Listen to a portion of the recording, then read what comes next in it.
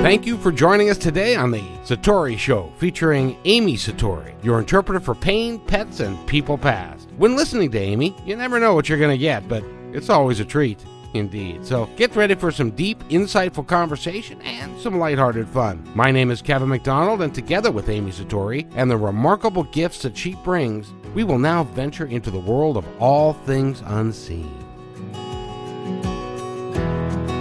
And welcome to the show, everybody. My name is Kevin McDonald, along with Amy Satori. Hello, Amy. How are you? Hey, I'm good.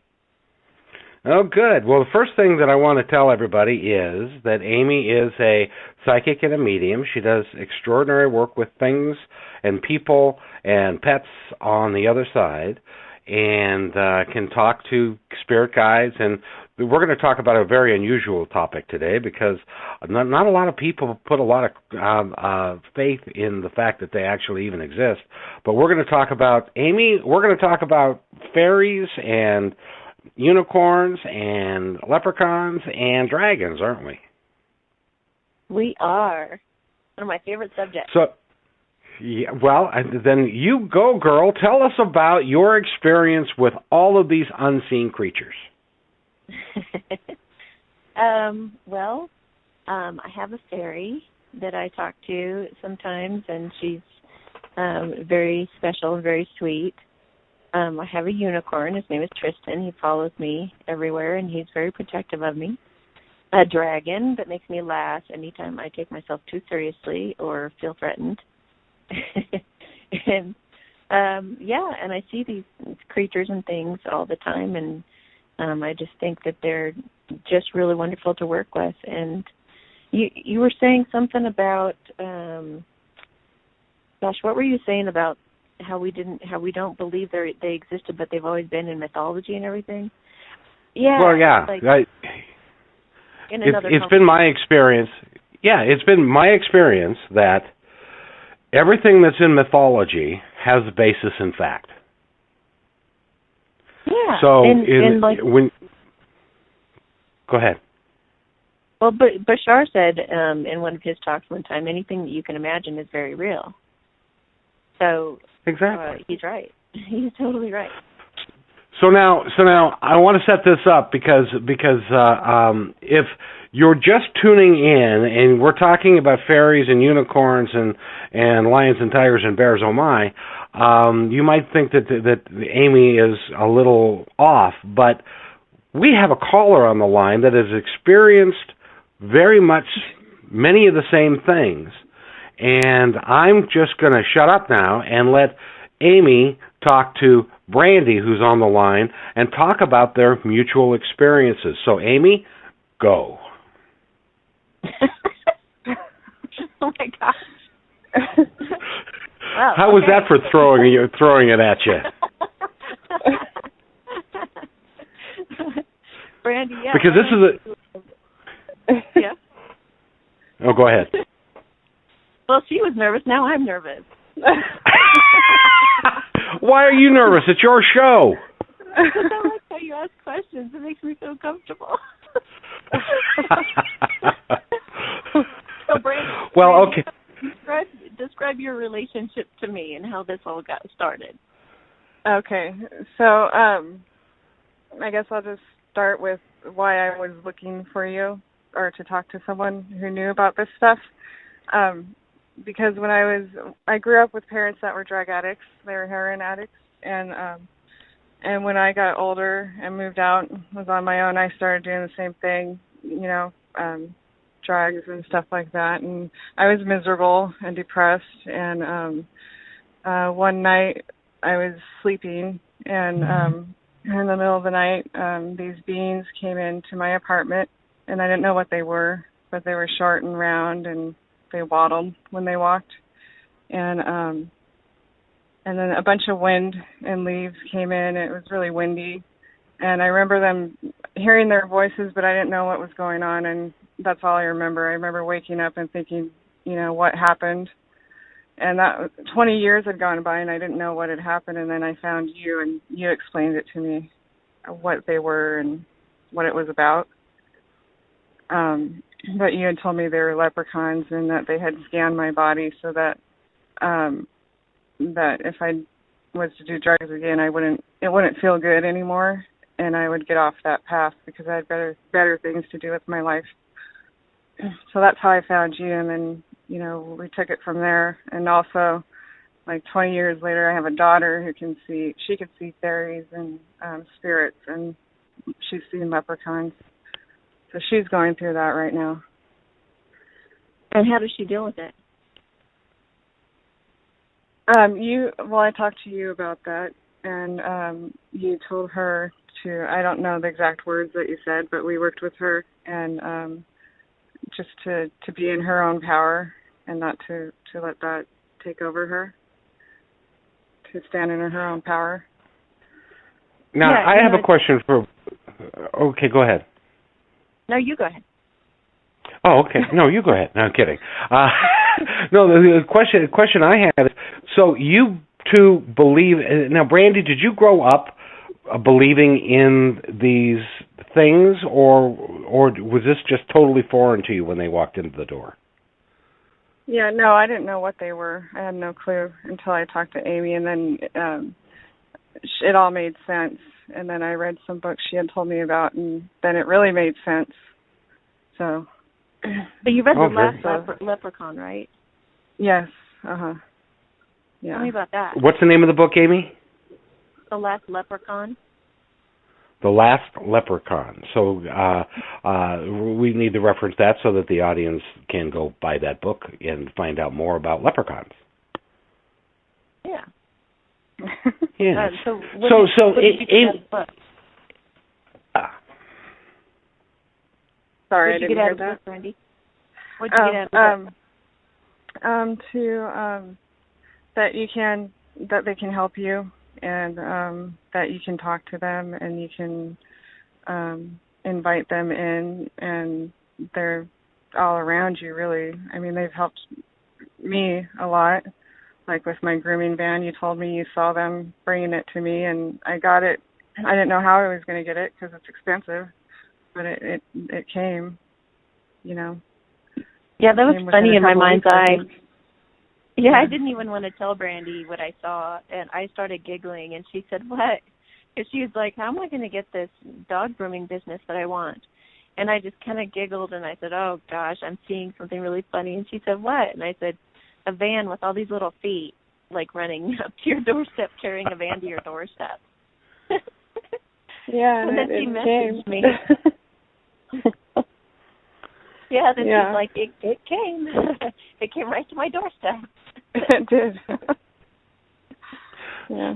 So now, Amy, why do you think, in Brandy's experience, that the leprechauns came to her? Why wasn't it a horse or another being that is more acceptable or something that would be not so out there? Why do you think it was leprechauns that came to her? Well, she must at some level have been open to them. She must, like maybe when she was little, she liked them or watched the show with them or something like that, I would imagine. Did Brandy, did you have Lucky Charms when you were a kid? Yeah, I did. I did.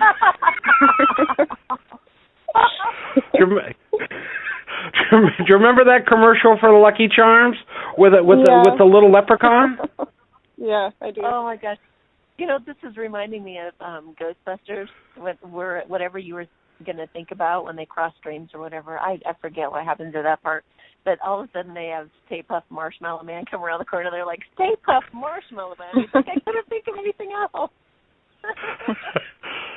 Exactly. So if one of your favorite cereals was Lucky Charms, and maybe the leprechaun, they took that as an idea that you're acceptable to it, and so they came in to visit you. Possibly. Exactly. I know my mom was very connected to nature. She was always teaching me about butterflies and trees and plants, and that could have been a reason too. I would just and stuff like that. When you were a little girl, did you go and look for 4-leaf clovers? Yeah, I did. Yeah, I was always in the Bingo. grass. I was always in the grass looking, and I was looking for the smallest flowers I could find. And clovers. See, there's a connection. Yeah. So I have some other stories to share. Like, I have some pretty cool unicorn stories. Cool. Okay, so I had, gosh, what was the first one? There was this time, like a few months ago, I think we had a solar flare, and I went through some anxiety. And I was laying on my bed, and all the tools that I know, I was running them all through my head as to which was the most effective tool in this instance. And nothing was really working, and I was just having an anxiety attack just laying there on my bed going, oh, my gosh, how am I going to get to sleep? And I called on all these different beings, and none of them seemed to be answering. And I think they were trying to get me to try something new or try something different. And I remembered that unicorns represent purity and innocence and power all at the same time. So I just was grasping for straws, and I just said, unicorns. And all of a sudden, all around my bed, I was surrounded by a circle of unicorns. And the one closest to me on my right-hand side dipped its horn down toward me, like, touch my horn. So I did. I reached up, and I touched its horn, and my body immediately relaxed. The anxiety completely left my body, and I just laid there just feeling such a relief and fell right asleep. And the next day I was totally fine. And that's when I thought, holy cow, I got to work more with unicorns and see what this is all about. And like a month or so later, I think there was this guy that was kind of being stalkery, and he was pretty psychic, and he was claiming to be my twin flame, and he was being kind of, I don't know what you call it, just really kind of fidgety and upset. And he said something like some beings were in him or something like that. And I wouldn't let him back in my reader area. I just kind of blocked him out and kept him out in the store. And I didn't know what to do about him. And all I saw was, like, there was something in his throat that was like, why don't you get this? And so I was thinking, okay. And then I saw Tristan out of the corner of my eye, and he was just standing there like, do you want me to take care of this? And I kind of gave him a little internal nod, like, yeah, do it. Whatever this is, just do it. And so he walks over to him, and he taps his head with his horn, and the guy immediately jumps. And he looks at me, he goes, what'd you do? What did you do? And he said, because I just felt all this peace rush through me. And I was like, holy crap. I was like, well, that was amazing.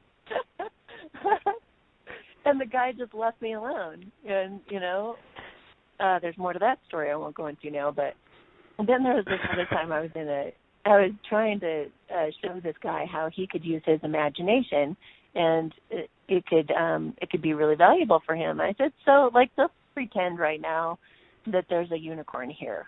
Of course, he didn't know that there actually was one. But I just said, let's pretend there's a unicorn standing right here. And he goes, yeah. And I said, imagine that you can see it kind of dipping its horn down towards you. And he goes, okay. And I said, now touch the end of its horn. And he did, and he went, wow. He goes, I've got chills. It feels so good. So, wow. Oh, and another one. Okay, so Tristan doesn't walk around everywhere with me. He's not, like, everywhere all the time, but he just appears when he needs to. So one day I was walking to work, and I felt his presence next to me, and I'm like, here's this big, gigantic white horse with a horn on his head, and I thought if people could just see this right now. And I looked at him, and I was like, Tristan, what are you doing here? And he didn't answer me. He just kept walking me, and I thought, well, maybe I'm in danger, or maybe something's about to happen to me. So I just kept walking, and he was walking beside me the whole way to work, and I thanked him. And then later that night, after I was done with all my readings, this gentleman comes in, and we have this incredible talk for a couple hours. It was this amazing experience. And at the end of it, he had been talking about aliens and all kinds of interesting things. And then finally I said, do you ever, because we seem to have like such a connection, and I just said, do you ever work with or see unicorns or fairies or anything? And he said, he looks at me funny, and he goes, no. and then it was like all of a sudden he got this look like, wait a minute, everything is significant. So he looked at me and he goes, "What's your unicorn's name?" And I said, "Tristan." And he, his head goes back and he starts laughing. And I said, "What?" And he said, "Well, you just answered one of the questions I had." And I said, "What's that?" And he said, "I just hired an assistant and wanted to make sure she was a good match for me, and her name is Tristan." Wow. Wow. Yeah. So, and the only reason Tristan was even on my mind was because he walked me to work that day. So the whole thing happened because it was supposed to. It was, you know what I mean? It's also synchronistic. It's also helpful and synchronistic to us. So if somebody's listening in and has a desire to perhaps understand and find their own unicorn or leprechaun or fairy, how do they go about doing it? Just be curious about it, like I was, I suppose. I actually took Doreen Virtue's course, Fairyologist, to earn Fairyologist certification. I know that sounds really funny, but I did that. There's There's such a thing as a... Oh gosh, that's another story that's funny. But yeah, I just got curious and wanted to find out about these different creatures and things, and then I just have a very open mind. I think I'm just open to anything, and I'm not afraid. So I think that's a good combination. Because if you're not afraid, you're not going to bring in the bad stuff. You're not going to have the bad experiences. So yeah. So just somebody can just ask, be open to it, and ask for them to come in, and they will? Totally, yeah.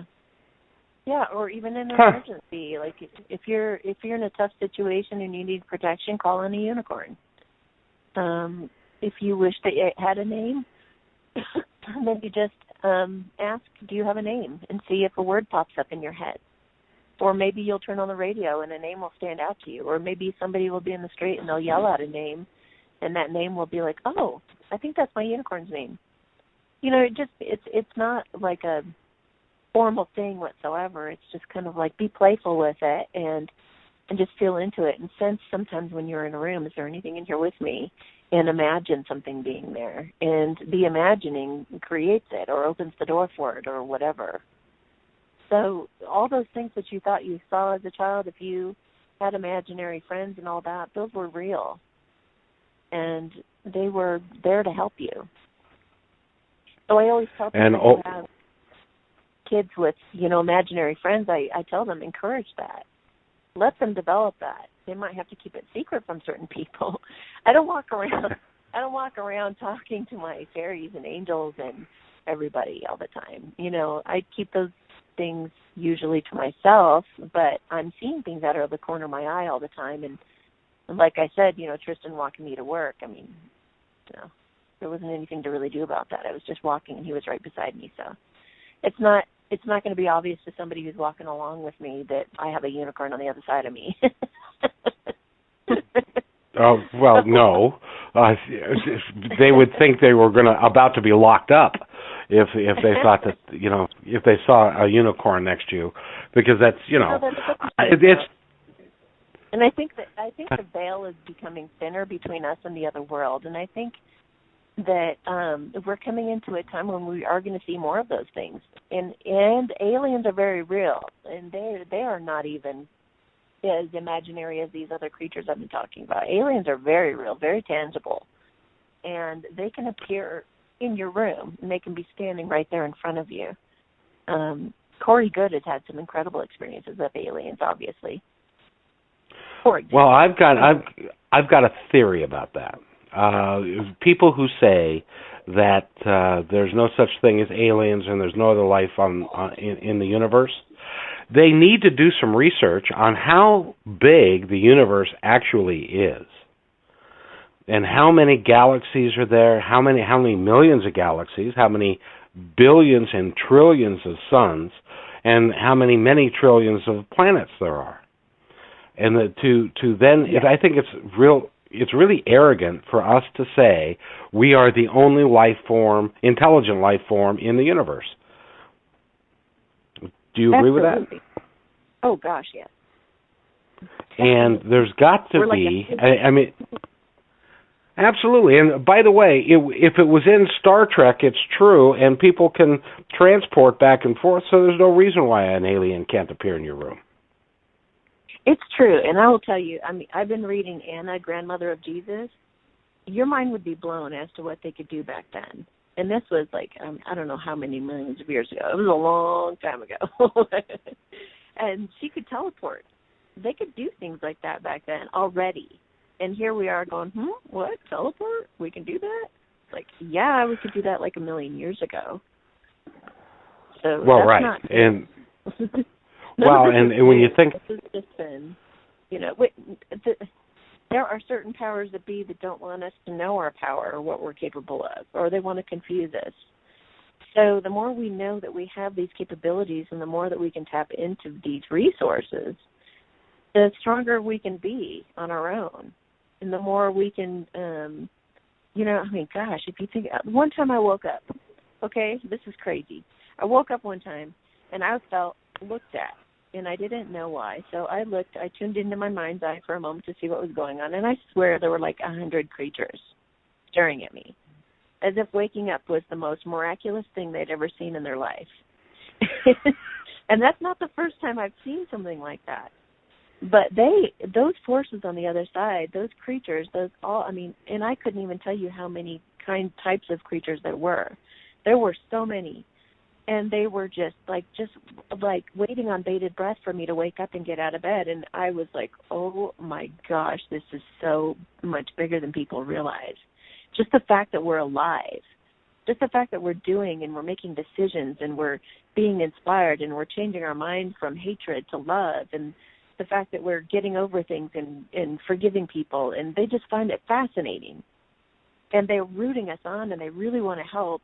And they can only help if we ask them, and they can only be strong if we believe in them. So we have to develop our faith and belief in things that are unseen, or we don't stand a chance. And think of we have a whole army on the other side wanting to help us, and that can help us and can do some powerful things for us if we just can believe. This feels like Elf, like at the end when she's like starts singing, "Come on, believe in Santa." But seriously, it's true. It's true, and we gotta open our minds. We so gotta open our minds, people. It's like, oh my gosh, it's just absolutely limitless what's possible for us, and how these other beings can help us. And I do think they're going to become more and more tangible in years to come. And we're definitely going to start seeing aliens, definitely. But you have to learn.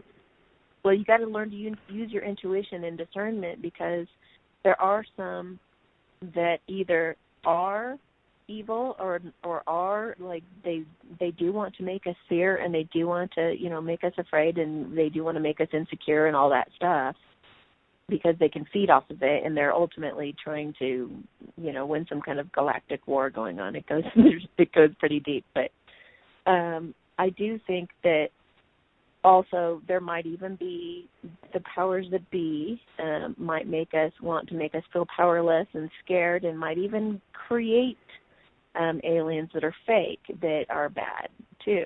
They have really a capability of making aliens look pretty darn real, I would think. So I'm just saying that there are a lot of possibilities out there too in terms of being tricked. So you've got to really learn to use your intuition and rely on that, and learn to discern. The most important thing is to have love in your heart and to forgive people, because it's like I've also been told, like when you see an alien, they have reflective eyes like mirrors, right? If you look into those eyes, you're going to be shown your greatest fear, because what would you do if you're standing behind, it's like I saw this in Star Wars too, where she's like standing in front of a mirror, and what do? Do you panic, or do you just accept it, or what do you do when you're standing in front of a mirror and that's all you've got? So you're standing in front of this alien and you've got this mirror. You're reflected back what you're made of, basically. And so if you're afraid of it, then you've just shown them, I am a fearful person. And if you're a fearful person, you're also very, like we talked in the last talk, you're full of, if you're full of fear, you're full of hate, you're full of rage, you're full of sin, you're full of all of that. But if you can meet this creature with total either neutrality or love or just an open heart or just being pure source in that moment, just being in your power, staring back at them, they're going to know what you're made of. And nothing can harm you or go against your free will if you're not afraid of it. So the more we can get rid of our fears and insecurities and we can come from that place of love, the more power we have no matter what is in front of us. And I think we got to get ready to start seeing some things. Well, Amy, isn't it true that, the way I look at it, is that a lot of the folks on the other side that are not in body are looking at us as kind of sacred warriors because we are in the body. We are not able to do what they can do, but they can't do what we can do either. They can't taste. They can't smell. They can only remember what it tastes like and only remember what it smelled like because they're not. They don't have a nose. They don't have taste buds and stuff. And our being is so dense. Our bodies are so dense and so heavy that we can't get around very well. We can't fly. We can't do all the things that they can do. So they look at us as kind of like they're rooting for us to make it through this adventure that we're on. Oh, totally. One of our greatest weapons is humor. People don't realize that. Like Eichel, my dragon, I used to work at Home Depot and I used to have like this boss that would just be like, go take care of this, go take care of that. And I'd try to avoid him if I could. If I got around him, then I could kind of work at my own pace and do my own thing. But if he ran into me, I was like, oh no. And so Eichel would stand over me and have his chin over my head and walk like being really funny, trying to make me laugh. He'd have his arms on either side of me walking down the aisle, and he'd be like making fun of Carl, trying to act like Carl. Oh, we're go walking down the, being all serious. And I'd just be like, oh my God, Eichel, stop it. And I would just crack up, and he'd make faces and stuff while this guy was talking to me. And it was hilarious. And he only messed with me when I was around this guy, just to make me laugh, because he didn't want me to be like, afraid of him or to be intimidated by him. Sure. Well, so tell me, Brandy, what do you think of all this? I believe in it. It's helped me a lot. Things have changed a lot for me since talking to Amy, and hard to explain, but life has gotten a lot better knowing that you have beings behind you helping you and guiding you. If that makes sense. Mhm. Oh, sure. That's awesome. It's nice to know that you can do that. Well, and with the leprechauns, that helped you, I mean, getting over a heroin habit is no small thing. You should be very proud of yourself. Well, I wasn't doing that. I wasn't doing heroin, but I was getting real close to that. That was probably my next step, And so, but I was miserable, and I was doing everything else. So I know that it was a miracle. Whatever happened, they helped me. So. Well, that's awesome. Yeah. Yeah. And it's fun. It's fun to know that you can do this, throughout your day. It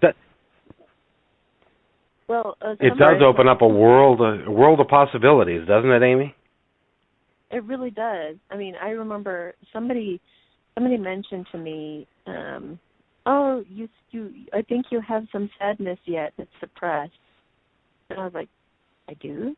I don't think so. But then I was like, well, it never hurts to purge. So I went home and I thought, let me think about anything that makes me sad. and I want to just process it. And so I did. You know, when you really go in and respect it, and really let it be there and validate it, then you can let it pass through quickly, you know. And so I went to bed, and I started crying, and I started feeling really sad. And then I thought, a friend of mine was just over here for Christmas, and she had talked about she saw my fairy Jewel, and she was telling me about her and how she wanted to have me like talk to her more often in terms of like just like a friend, you know.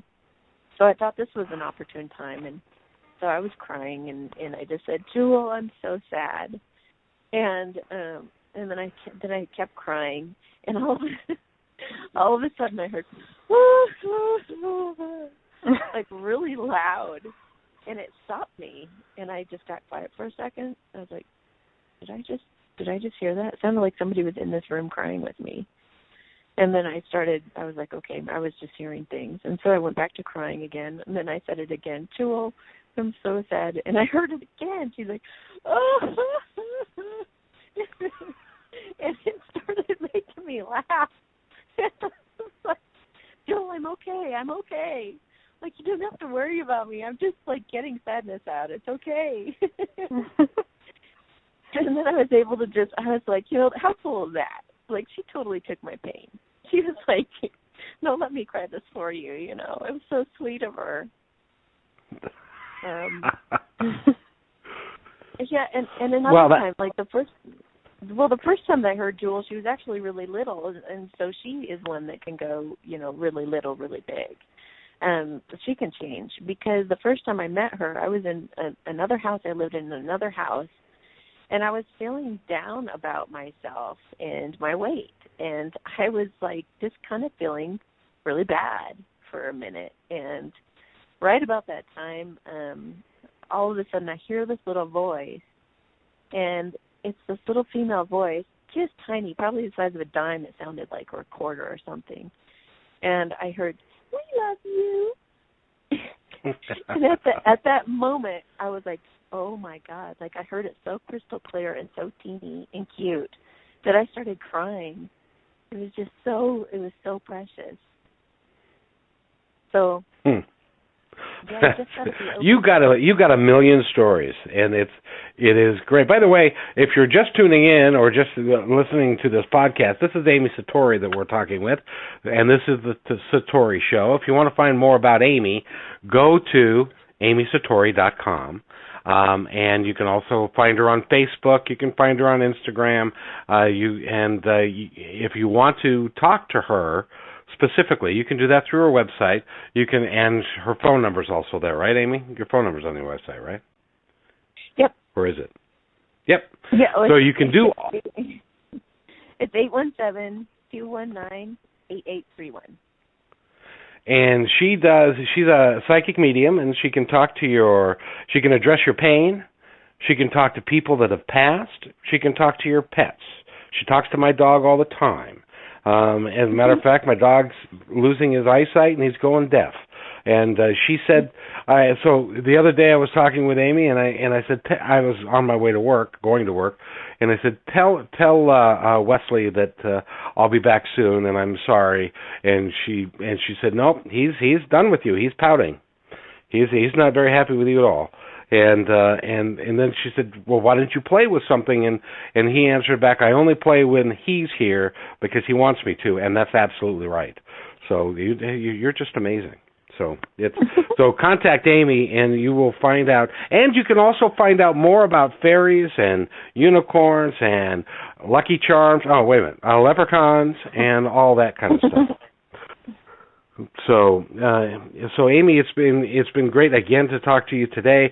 What are we going to talk about next time? Do you know? Well, we have a couple things coming up, but one of them is going to be talking to Gretchen at the Lighthouse Bookstore. And that should be an interesting talk. I'm not quite sure what we'll be talking about. I'm talking to her about what we could talk about. But she's a wonderful, wonderful woman, and it'd be a really nice talk.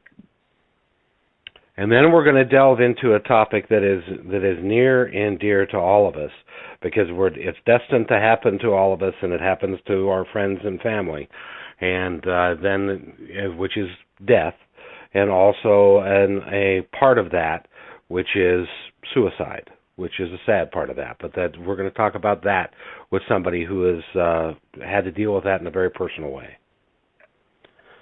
Yeah. So those shows are coming up, and so visit the podcast often. We'll be putting lots of shows up, lots of different topics, and we're going to talk about fairies and unicorns and that kind of stuff. It's been very informative. I've enjoyed our conversation today. Yeah, great. And thank you, Brandy, also for joining us. You're welcome. Thanks for Absolutely, having me. Brandy. It's great fun to have you. I'm glad you're doing so well. I'm glad you're encouraging your daughter, and live a happy life.